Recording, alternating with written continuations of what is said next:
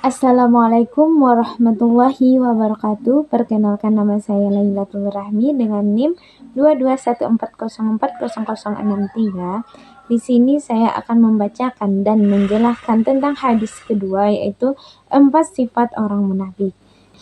Hadis Abdullah bin Umar radhiyallahu anhuma qala Rasulullah sallallahu alaihi wasallam, arba'un man kunna fihi kana munafiqan khalisan wa man kanat fihi khallatun minhunna kanat fihi khallatun min nifaqin hatta yada'aha iza hadasa khadara iza hadasa kazaba wa iza ahada khadara wa iza wa'ada akhlafa wa iza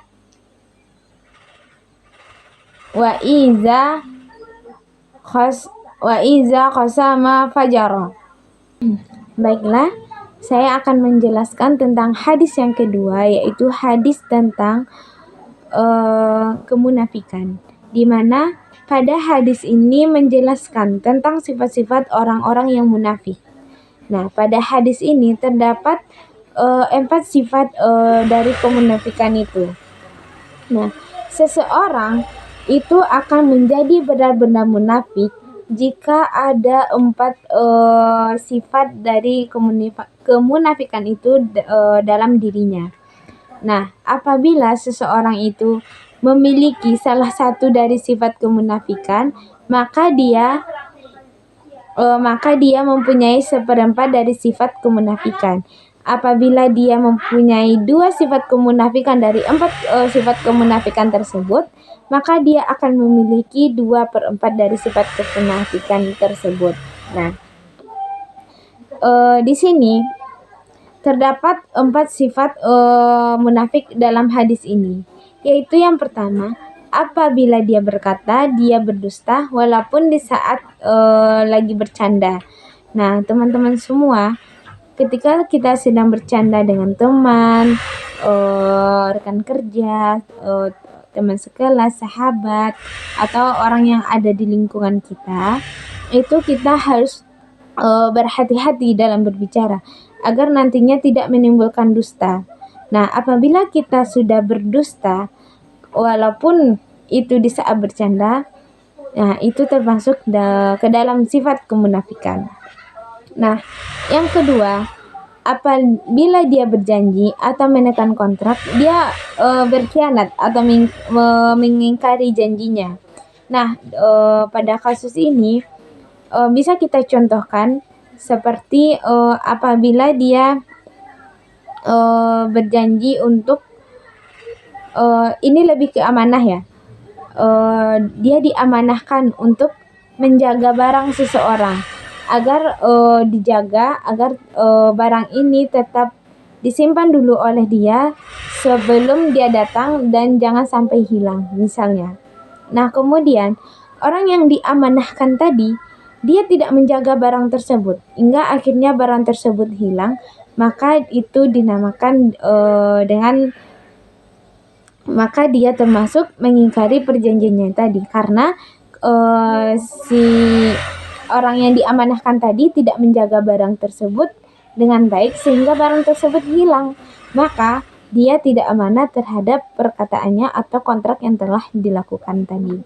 Nah, yang ketiga itu apabila dia berjanji tetapi dia tidak menepati janjinya, ini termasuk dia berkhianat terhadap ucapannya tersendiri.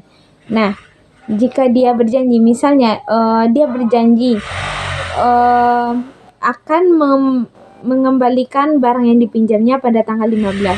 Akan tetapi ketika sudah melewati tanggal 15, dia belum mengembalikan barang yang telah dia pinjam tadi, sehingga dia tidak menepati janjinya tadi. Nah, mungkin dia akan mencari alasan untuk mengembalikan barang yang telah dipinjamnya tadi. Misalnya pada tanggal 15 dia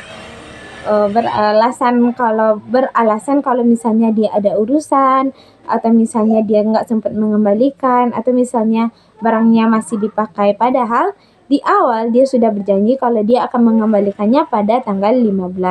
Nah, ini merupakan salah satu sifat dari kemunafikan. Nah, yang keempat tuh apabila dia bermasalah dengan orang lain, dia melebih-lebihkan. Nah, misalnya orang si A itu bermasalah dengan si B. Nah, lalu si A menceritakannya kepada si C, tetapi melebih-lebihkan. Misalnya masalahnya itu tentang peminjaman buku. Di sana si A belum mengembalikan buku yang dipinjamnya kepada si B. Terus terjadilah kecekcokan, permasalahan antara si A dengan si B. Tetapi ketika si A menceritakan masalahnya kepada si C, nah itu si A tuh melebih-lebihkan ucapannya. Dia bilang kalau dia dipukul, kalau misalnya dia diteror misalnya kan. Padahal yang dia katakan yang dilakukan si B itu tidak. Si B tidak meneror, si B tidak mengancam, tidak memukul. Tetapi si A mengatakan kepada si C kalau dia diancam, dipukul, segala macam. Padahal si B tidak melakukan hal tersebut. Nah, itu permisalan kalau dia melebih-lebihkan permasalahan yang ada pada dirinya gitu. Maka jika orang tersebut mempunyai masalah dia berlebih-lebihan, maka ini termasuk ke dalam kemunafikan. Nah, dari 4 sifat tadi dari 4 sifat tersebut itu termasuk kepada sifat kemunafikan. Jadi buat teman-teman semuanya untuk berhati-hati dalam berbicara, mengucapkan janji atau menekankan kontrak, beramanah. Terus jika ada masalah jangan dilebih-lebihkan.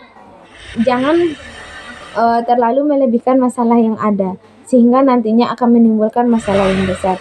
Jadi kita usahakan diri kita untuk tidak tidak memiliki sifat-sifat kemunafikan ini.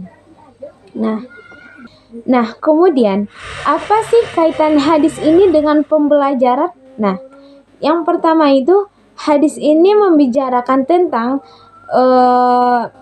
ilmu iman, tentang iman, di mana seseorang itu tidak boleh melakukan kemunafikan.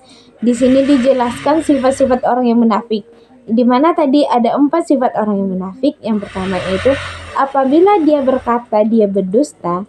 Yang kedua, apabila dia berjanji atau menekan kontrak, dia mengingkari perjanjiannya. Yang ketiga, apabila dia berjanji tetapi dia tidak menepati janjinya. Yang keempat, apabila dia bermasalah, dia melebih-lebihkan masalahnya. Nah, jika kita terdapat salah satu dari sifat kemunafikan ini, maka termasuk ke dalam sifat kemunafikan. Oleh karena itu, apabila kita berbicara dalam berjanji, melakukan amanah, atau kita dalam bermasalah, itu harus berhati-hati dalam pengucapan kita.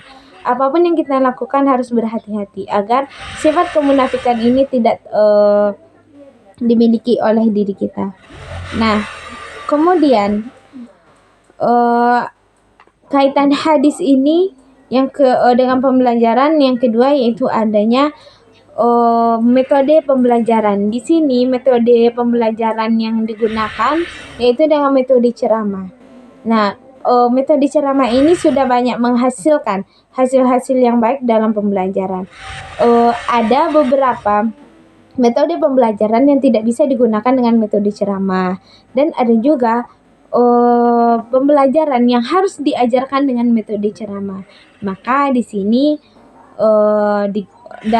maka pada hadis ini menggunakan metode ceramah. Nah, mungkin sekian yang dapat saya sampaikan. Terlebih dan terkurang saya mohon maaf. Wabillahi taufiq wal hidayah. Wassalamualaikum warahmatullahi wabarakatuh.